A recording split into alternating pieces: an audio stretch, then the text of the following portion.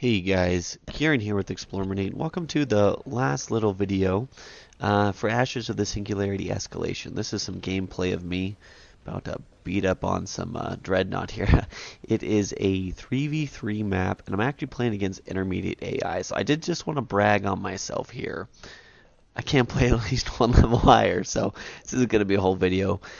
Don't worry, but you're going to see just a little bit more gameplay here. Watch me hold the middle, use some artillery defense, stuff like that. So won't talk about that too much. This is mainly going to be a, summary, like a recap video, right? So I kind of want to talk about the good, the bad, and the fun of the game, right? Um, a lot of times when, especially since I've been with Explorminate, we've got to evaluate, the good and the bad.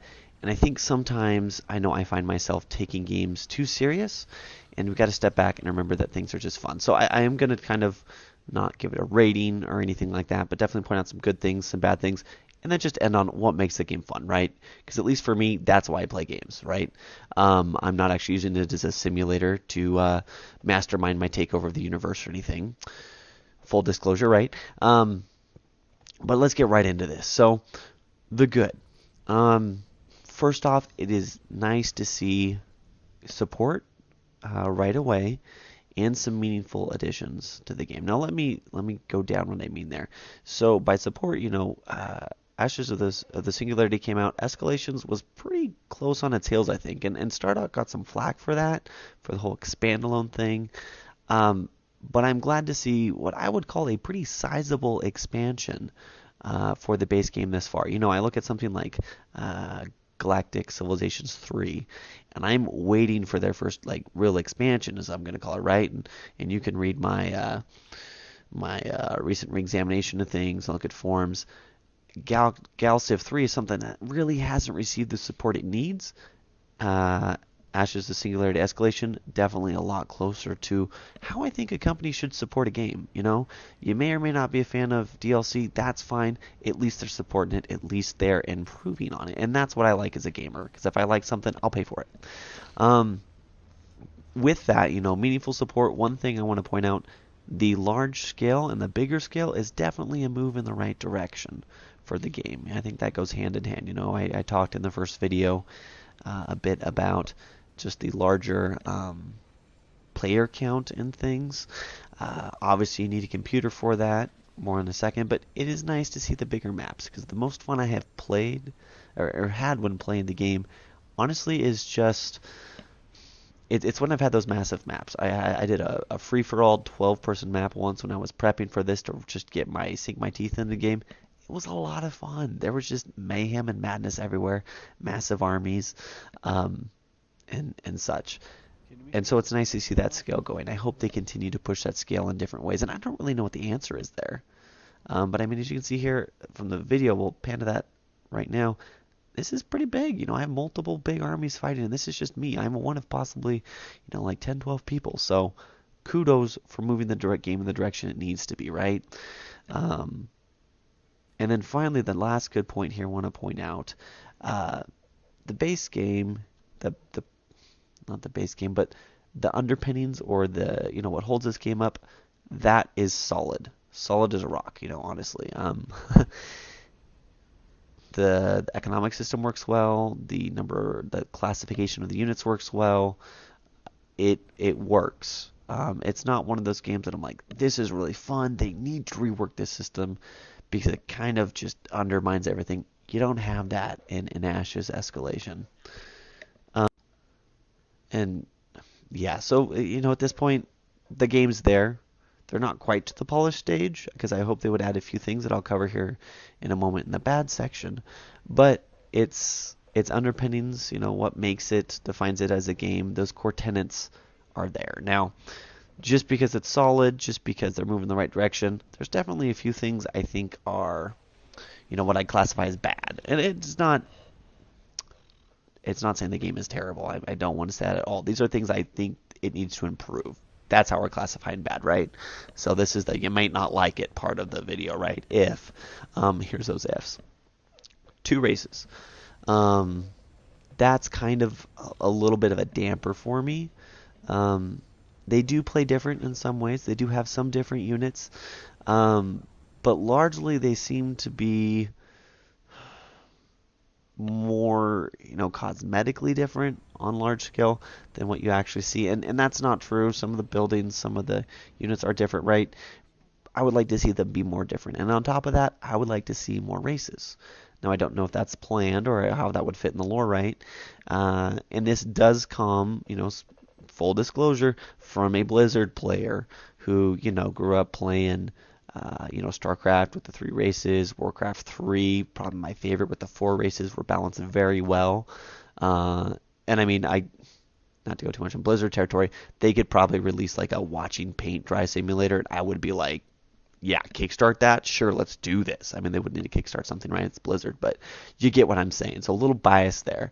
Um, I would like to see these play a little more differently, right? There's supposedly these 2 takes on this futuristic race that are just completely different than another, in terms of their drive. But like, they've got 3 dreadnoughts and they have basically the same types and there's really no difference. I mean, I'm not asking for a balance of like one is great with air power and one is great with ground power. That would be dumb because then you'd even be shoehorned in how to play more. But just more diversity, and I would hope more races or whatnot in the future would be beneficial there. For the game. And I don't know if that's coming or not. It doesn't necessarily need it, but that's maybe more a personal wish list than anything, but something to be aware of. If the idea of just 2 races that are not that different from each other on a lot of levels, sure, there's some differences. Again, buildings, units, a little bit of resource management. I think it could be and probably should be a little more. So that's one. And that leads me to the second thing, which is a minor critique, but it is a little disappointing that I feel like the game, there's not a lot of specialization between the units. I guess what I mean by that, you don't have your medic healing or your mage casting spells. It's this blob versus that blob, which is fun to look at. But it would be fun to have a little bit more diversity there. Give units some abilities a little bit, and that's going to be very hard to manage on a large scale. And I understand why that has not been implemented. But I think that's something the game could benefit from. Move it a little less away from, like how the blobs operate. Even if they're passive or auto cast abilities that you utilize. I think of Sins of a Solar Empire, which is just supposed to be kind of like, I'm not going to use the word spiritual successor, but like you get the idea, right? It's a follow-up to that. A lot of those units would have auto cast abilities. I think of the Crusader unit was one. I don't remember what it was exactly, but I think it was like, I don't remember. I'm not going to go there. But they had these autocast abilities that you could research. Implementing something like that would add some more diversity to the game.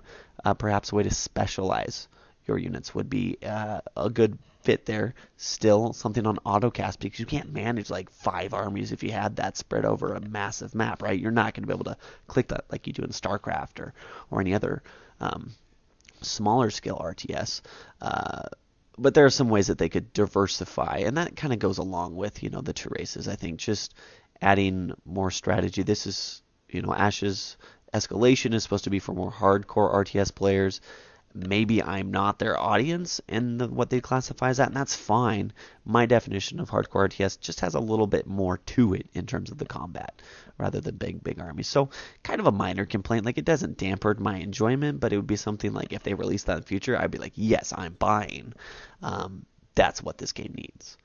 And that leads me into the final part, the fun. What's fun with the game? I just kind of threw blobs under the bus a little bit. Let me lend them a hand and pull them out. These massive armies to smash together are awesome. Maybe not as satisfying, perhaps, but definitely from a visual level. And then there still is a level of strategy. Cutting off supply lines. It's really fun to just zoom in and watch them bash it out a little bit. Same way that I love Total War games. To be able to zoom in and watch, a samurai fight a samurai until one of them dies, or, an orc and a dwarf if you're playing Warhammer Total War, right? You can get sucked into that very easy, which is dangerous, right? But it makes the game fun, and I appreciate that they've created an experience where you can just take a break, enjoy it, and go in there and, you're in the middle of that action movie where there's that massive battle at the end of the movie, and the good guys are fighting the bad guys. You can zoom in and basically be part of that, just to some degree. And um, to be able to capture that in the game, that sense of, I'll call it epicness, that's not easy to do.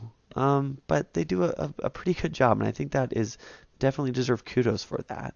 Um, and then, I mean, with that also, I give it my RTS gamer stamp of approval. It's a good RTS. Again, I know I kind of talked about how they could add some things. I'm not trying to undermine my bad statements or be wishy-washy, but it is a good RTS at its core. It's fun. Um, if you like RTS games, give this a shot. Check out some Let's Plays. Um, I mean, buy it on sale at the very least. I think whatever its price will be on Steam on the next sale is probably worth it. I've spent a number of hours with the game, and even though I'm done with these videos and I probably won't do any Let's Plays, I'm gonna boot it up. It's enjoyable. So if you like that single player RTS scratch, especially, I guess I should say if you like that single player RTS, if you need to itch, sorry, that RTS scratch, and you're a single player guy, you're not in the multiplayer, that's fine. You'll enjoy the game. I have so far. I'm about halfway up, since I'm playing intermediate now, maybe a little under half. I've been being a little generous. Difficulty, there's a lot of room for me to learn and grow as a player without ever having to play with anyone. If you have buddies you like to co-op, that would be a lot of fun. I hope to do that sometime. If you're into online multiplayer, can't really speak as authoritatively there. Um, but I think that it would also likewise, transition over well if you had some people to play with that aren't just gonna, raffle stomp you or whatever. Um, but yeah, so that is Ashes of the Singularity Escalation there. That's my final impressions, guys. So again, the good, nice meaningful additions to it. Larger scale game, it's a good direction to move it, and the base product is pretty solid. And then just to recap a few things, a little weaker, a little bad or whatnot. The two races, and then just the fact that your armor's a little blobby, kind of, without any other specializations or whatnot. A little bit of a damper, and I hope those are places they improve in the future. But again, overall, just some fun RTS games. So let me know what you think of the game. I know I've seen quite a few views on the others, a few hundred views. Thanks to everyone who's watched this. Let me know what you think of it in the comments below if you have played it. Any other critiques you want to add, I'm welcome. Add them, it helps people to determine is this game for me or not, and that's mostly why I did this series. And then also, if you got any follow-up questions, hit me up on Steam. You can send me a message or just shoot something in the comments below. I try to check out YouTube every few days, so for comments and whatnot. So anyhow, there it is. So again, on behalf of Explorminate and of course myself, thanks for watching. Those of you who have watched these all, I hope they've been enjoyable, also informative for you. So check it out if you haven't. But as always, until next time, I'll catch you then. And thanks for watching.